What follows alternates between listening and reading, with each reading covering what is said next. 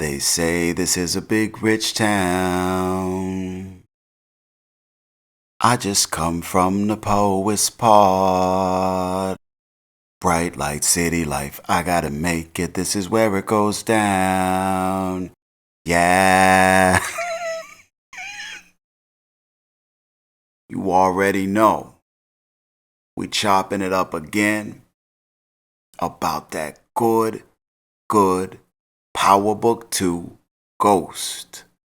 Season 4, Episode 2, entitled To Thine Own Self.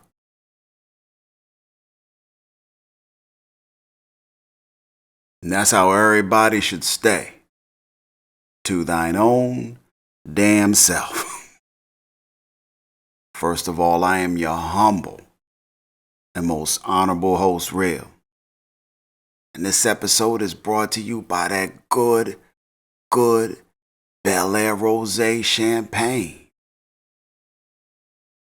'Cause sometimes it be like that. But before this, was sipping on that Johnny Walker Green Label. But we gonna get through it. I feel like I'm about to be Doc Strange in the range up on this joint. Like, whoa. Now I'm Doc Strange in the range, like, whoa. 100 miles an hour sipping lanes, like, whoa. Switching lanes. See? Y'all already know. Let's just get down to brass tacks, shall we?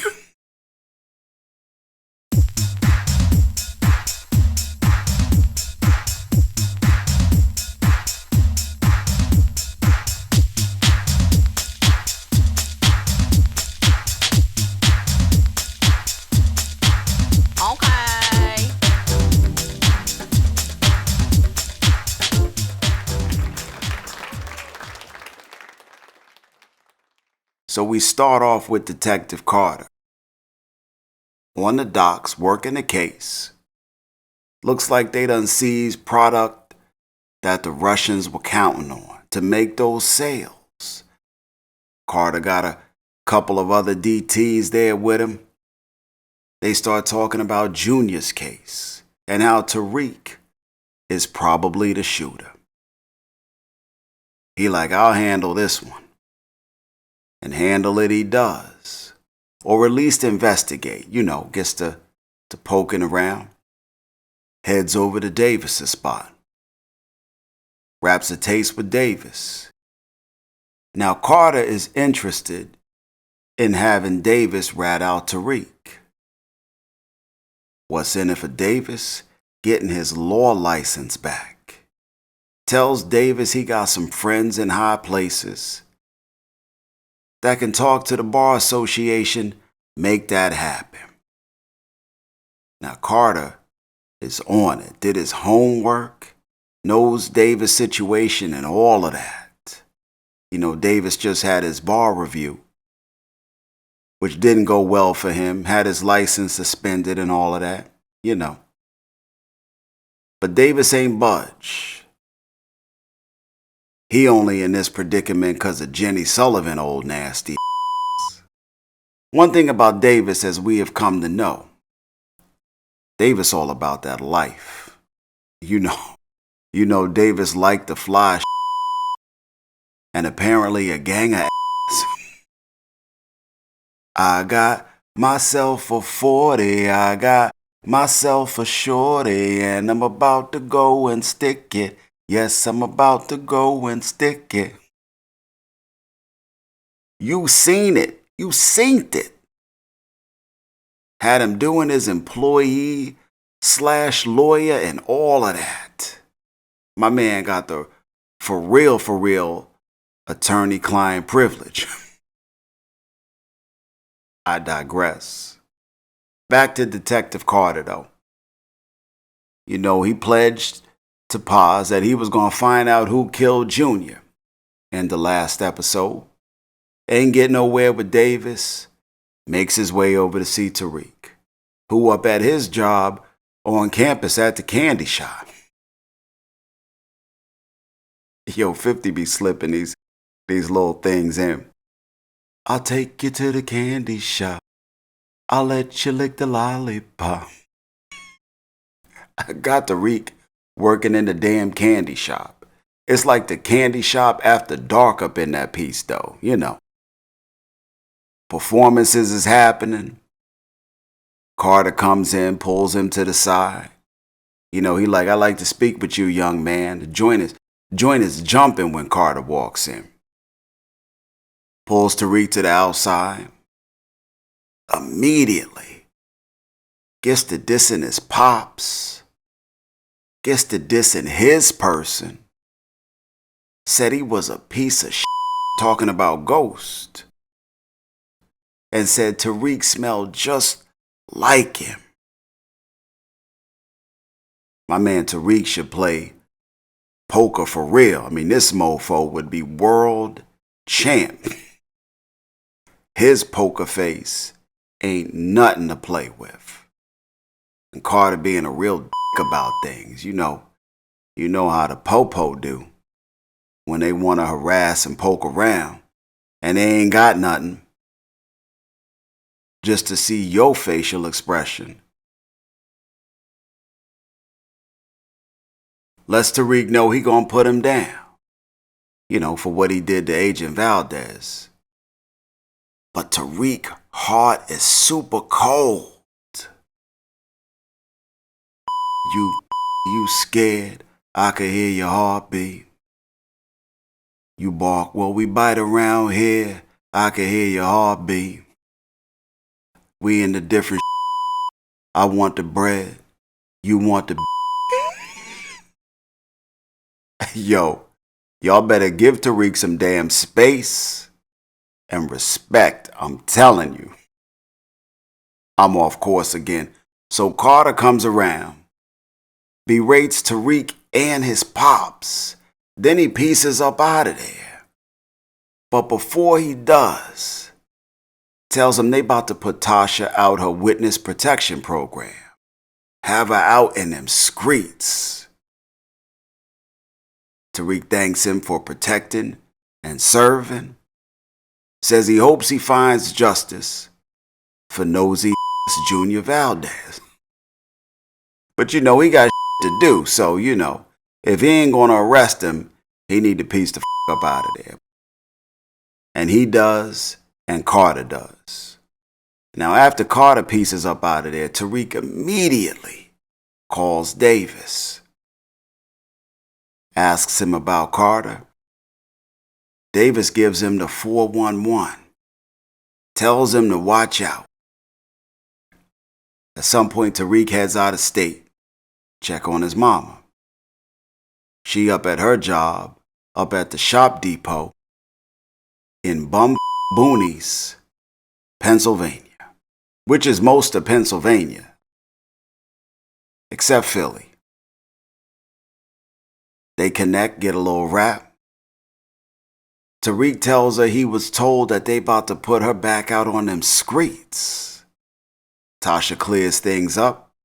Says they gave her a warning. You know, for when she showed up back in NY.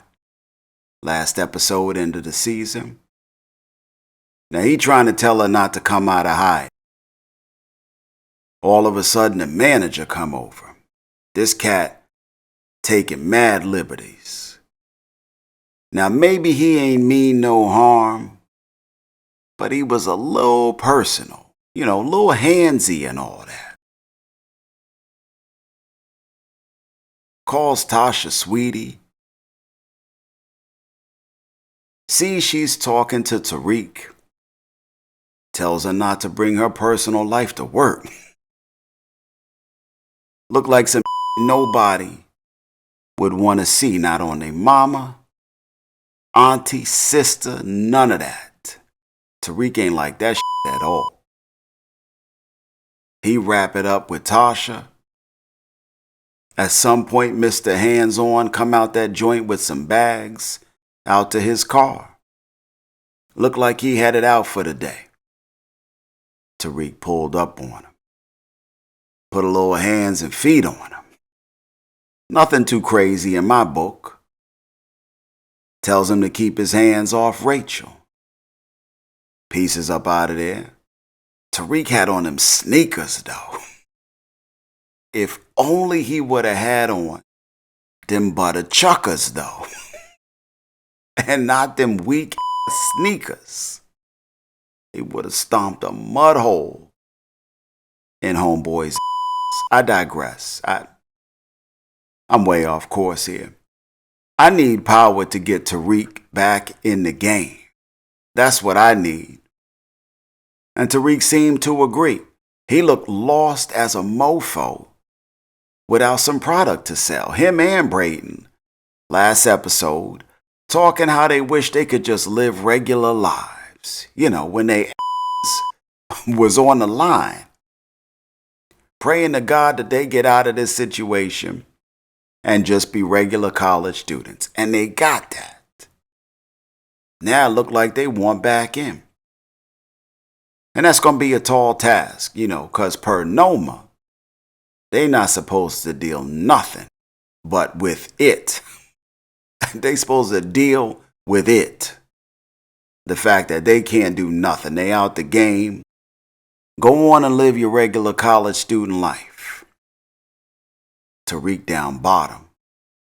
As a mother can't sell no more product. Almost got his head blowed off because of some betrayal from his old lover Effie. Got his working 10 jobs. Got his washing gym laundry.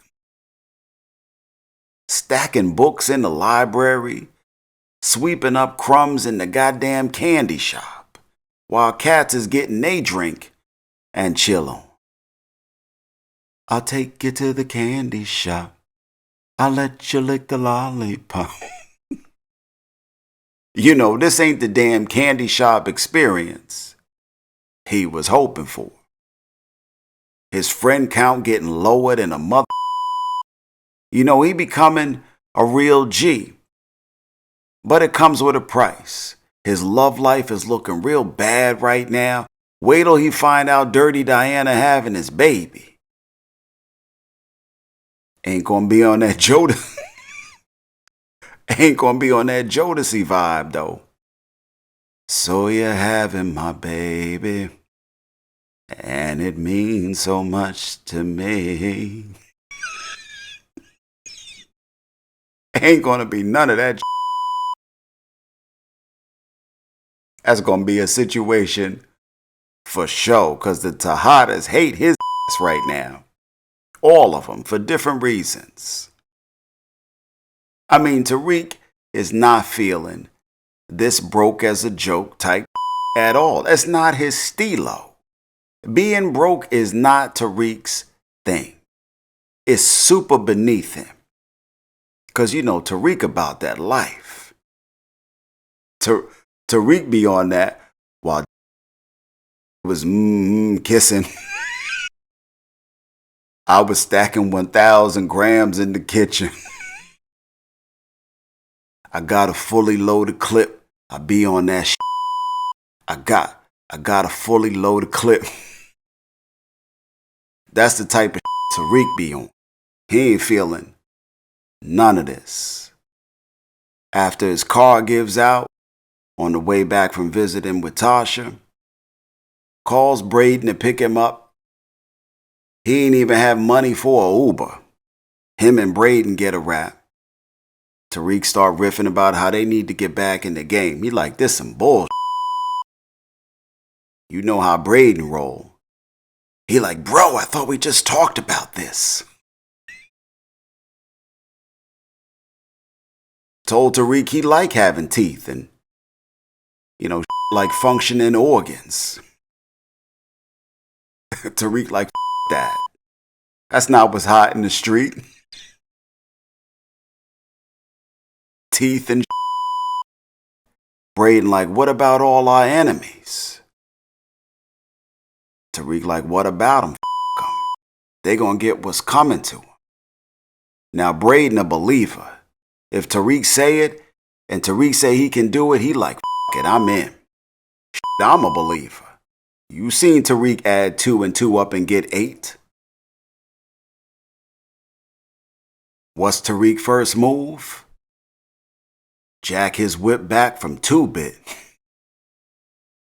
You know, 'cause if he gonna be the part, he gotta look the part. It's a whole deal. You know. And that's his first order of business. They catch 2-bit up at a vegan barbecue spot. And while he inside ordering the tuna tofu brisket, Tariq hop in his old pulled out the spare key and all of that. Pulled the hell off. Like, it. This my Tariq on some it all. Tariq on that get rich again or die trying. And I'm here for that. I'm feeling all of that. Catches up with Monet at some point, out somewhere in the street. They go up in Monet's car. They both strapped. They like, look, you got your piece, I got my piece. I ain't putting my piece away. Let's have this conversation that we gotta have. And they rap a taste about Monet getting shot. Monet like, Diana said you didn't do it, but you had the biggest reason. Now she ain't got no leads. And the kids is taking too long to come up with an answer. And truth be told, there's a certain amount of respect Monet gives Tariq and his hustle and his word, despite his differences with her kids and their input. And they get a rap. And after a little poker face from Tariq, he like, but why you come after my moms though? Monet like, well, why would I come after Tasha? That don't make no sense. He like, well, that's what Kate Egan told me. Said you gave Tommy my mom's address and all of that. Monet like, why would Tommy bitch ass mother?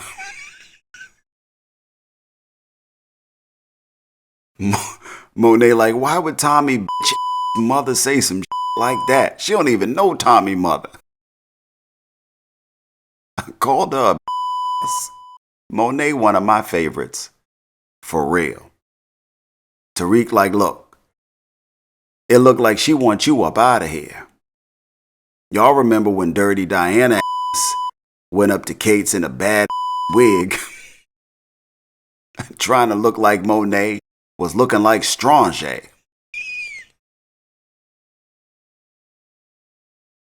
Monet like, look, I don't know who put Kate Egan up to that but they got to go. Speaking of Dirty Diana, she all about that pregnancy test now. Finds out she pregnant. Go to see the doctor like Cool Mo D for a second opinion. Doc tries to tell her, look, you young. You might want to think about whether this is the right time for a baby. Diana ain't feeling none of that. Gets a rap with Effie at some point. Effie tells Diana, hey, we need to get that product moving for Noma. Effie sees Diana as a little distracted. Goes to meet Noma by herself. They get a quick rap. Effie asks for a bigger cut, as she the main one moving that product right now. Noma cuts that down quickly. Tells her either she in, where she at, keep your current cut and your life, or she's out. And by out, she mean out in a plot of land somewhere 6 feet under. Nobody want that. Now when Effie come in, when she came in a bit earlier, she overheard Noma and Obi discussing wanting to get product to the Russians. But their main guy won't talk to them unless Monet is out the business. Now earlier, Noma and Obi were having this discussion, discussing the current situation and all, with the Russians getting their product seized from Detective Carter's efforts, and how this void has created an opportunity for Noma. But she and the Russians don't have that type of relationship. Effie like, well, what if I bring the Russians to the table? You know, Effie got plans, looking at that engineering program. You know, got her little together. Noma's intrigued, gives her 24 hours. She goes down to the Russian spot, Effie that is, has a little drink with the crew that's there. Sees the main guy, tells him she's a hacker, says she knows about his daughter Oksana, says she can change her backstroke and butterfly swimming stats so she can get into Princeton. Because right now with the stats she working with, them caterpillar stats, she looking at DeVry Institute of Technology. She gonna have to be all she can be at goddamn DeVry. Now Effie's only ask is for him and his crew to meet with Noma just to hear her out. Whether a deal is done or not, them stats for Oksana get changed. Now at first he ain't feeling it, but Effie convinces him otherwise. The meet happens that night, but Monet show up, toe up from the flow up.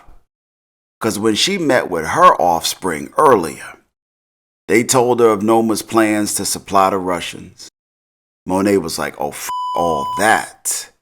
Not on my damn Dolce & Gabbana watch. Now finds herself down at the meetup. Ain't feeling what's about to go down or none of that. Fucks the whole up. Guns get drawn. The Russians is like, what the is happening here? What is Monet doing here? They think it's a setup. Noma like Monet was just leaving.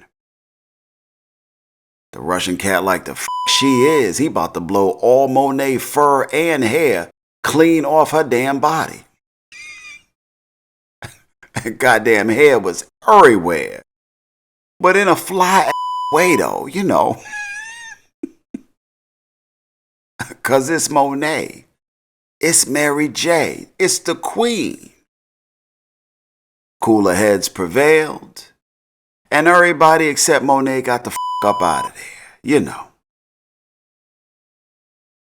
Now all that stress from them raised guns got Monet pressure up.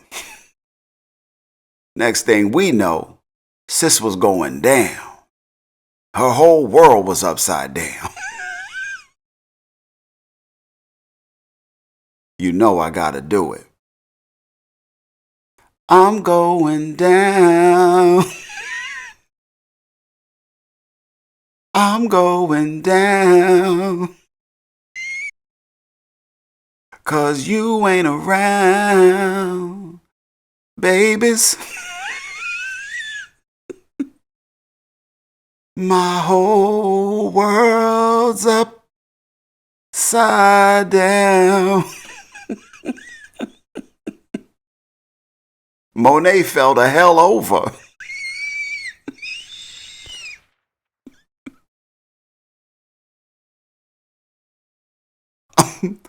Monet fell the hell over without being pushed. Sis was looking bad. But the fall was fly as hell, wasn't it? Now, even though her sister Janet is now at the house helping out, and she's able to move around a little after her attack and surgery, sis done lost a kidney. I mean, love ain't all she need right about now. All that I can say is sister needed some rest.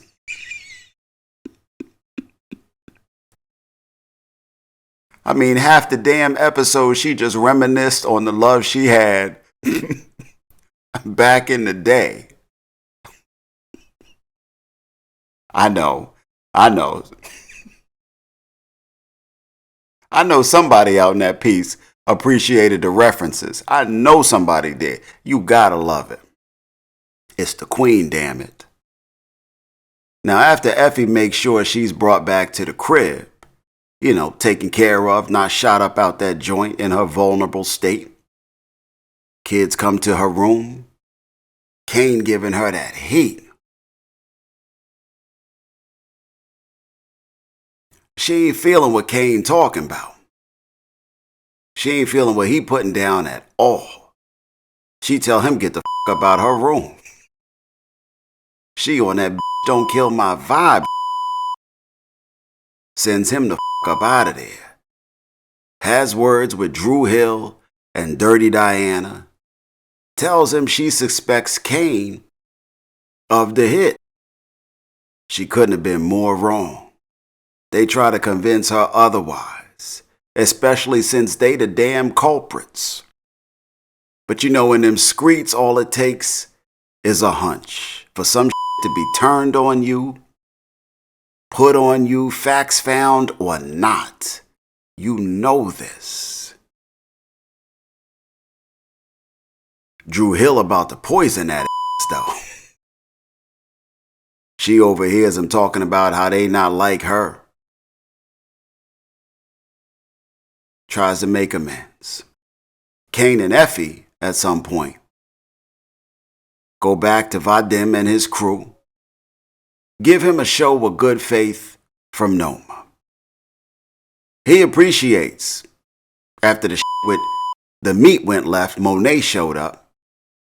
He says he only wants to communicate with Effie, though, from now on. He in. But Effie is his point of contact. Now, this is good for Effie. But on one hand, may not buy her favors with Noma. As Noma may feel she overplaying her hand and at some point may come for her. They piece up out of there. Kane goes to tell Noma what he and Effie just did, to keep her in the loop.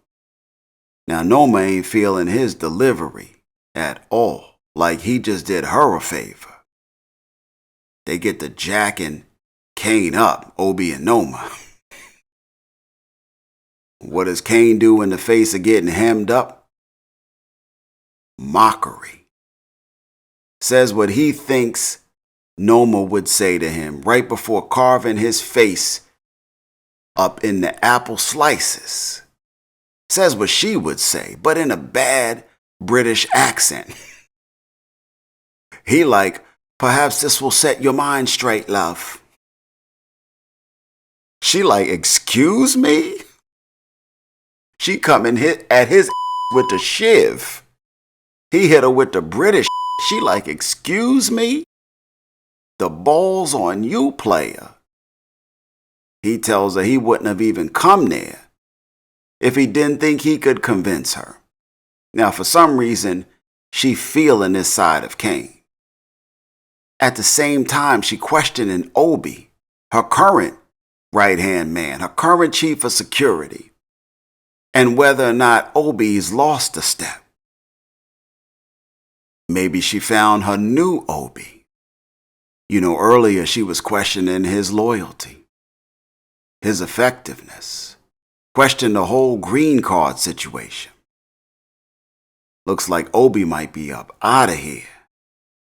Told Obi to cut loose.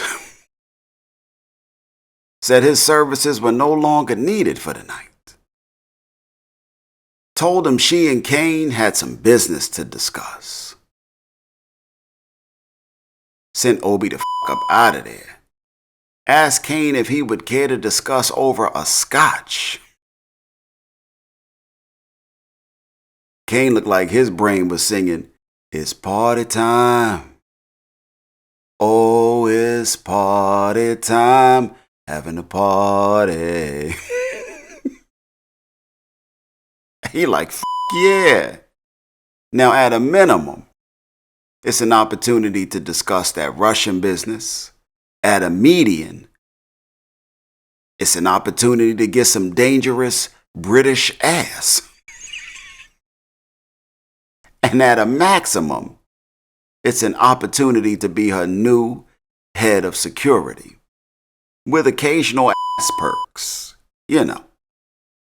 Whatever it is, it's better than Noma was here, carved into his left cheek with that damn 3-inch fist spade she was holding.